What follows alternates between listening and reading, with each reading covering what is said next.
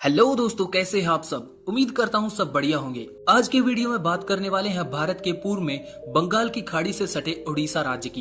1.5 लाख वर्ग किलोमीटर के क्षेत्रफल के साथ ये राज्य भारत का 8वां सबसे बड़ा राज्य है। इस राज्य की सीमाएं झारखंड, बंगाल, छत्तीसगढ़ और दक्षिण में आंध्र प्रदेश से लगती हैं। ये राज्य बंगाल की खाड़ी में 485 किलोमीटर लंबी कोस्ट लाइन भी रखता है, जो व्यापारिक दृष्टि से इस राज्य के लिए काफी लाभकारी है। भारत का राष्ट्रगान आपने सुना ही होगा, उसमें जो उत्कल की बात होती है, ये आज का उड़ीसा राज्य वही उत्कल क्षेत्र है जिसे पुराने समय में इस नाम से जाना जाता था। इस राज्य में उड़िया भाषा बोली जाती है, जो भारत की क्लासिकल लैंग्वेजेस में से एक है। चलिए ज्यादा फैक्टिशियन न बनते हुए बात करते हैं इस राज्य के इतिहास के बारे में। इस राज्य की स्थापना भागीरथ वंश के राजा ओड ने अपने नाम के आधार पर की थी। समय के साथ साथ 3री सदी ईसा पूर्व से ओड राज्य महामेघवान वंश, माठर वंश, नल वंश, विग्रह सूर्य वंश जैसे वंशों के अधीन रहा। प्राचीन काल में उड़ीसा राज्य का ज्यादातर भाग कलिंग नाम से जाना जाता था। सम्राट अशोक ने 261 ईसा पूर्व कलिंग साम्राज्य पर हमला करके इसे जीता था। इस साम्राज्य का इतिहास बहुत ही पुराना रहा है। इसमें बहुत से शासकों ने राज किया है, लेकिन साल 1593 में ये पूरा राज्य मुगल सल्तनत के अधीन चला गया और बंगाल सूबे का हिस्सा बन गया।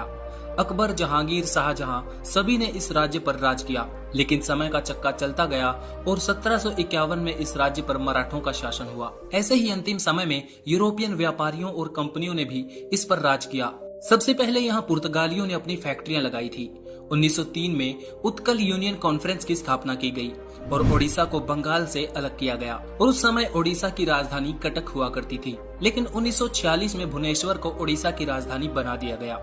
2011 की जनगणना के अनुसार इस राज्य में करीब 4.25 करोड़ की जनसंख्या खुशी खुशी रहती है और पुरुष महिला अनुपात की बात करें तो 1000 पुरुषों पर 978 महिलाएं पाई जाती हैं और क्षेत्रफल के हिसाब से जनसंख्या को बांटा जाए तो 1 वर्ग किलोमीटर में 270 व्यक्ति रहते हैं। ये इलाका ज्यादातर खेती से जुड़ा हुआ है, जिस वजह से 32% जनसंख्या आज भी बिलो पॉवर्टी लाइन है। जैसा कि हमने पहले बताया कि ओडिशा के पास एक बड़ी कोस्ट लाइन मौजूद है, जिसका इकोनॉमिकली ओडिशा बहुत फायदा उठाता है और राज्य में काफी ज्यादा मात्रा में माइंस भी मौजूद हैं, जिनमें खरबों डॉलर्स के नेचुरल रिसोर्सेज मौजूद हैं।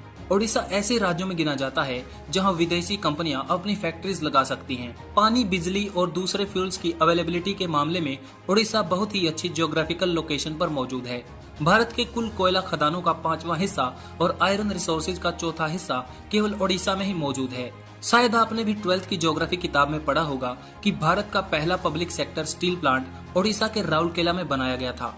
उस समय इसे बनाने में जर्मनी ने हमारी मदद की थी। रिलायंस कंपनी इसी राज्य में वर्ल्ड का सबसे बड़ा पावर प्लांट बना रही है, जिसमें $13 बिलियन की बड़ी रकम इन्वेस्ट की जाएगी। एक सर्वे में पता चला था कि 2009 में भारत की कुल डोमेस्टिक इन्वेस्टमेंट का 13% तो केवल ओडिशा में ही हुआ था, जो उस समय 2 ट्रिलियन रुपीस के आसपास था।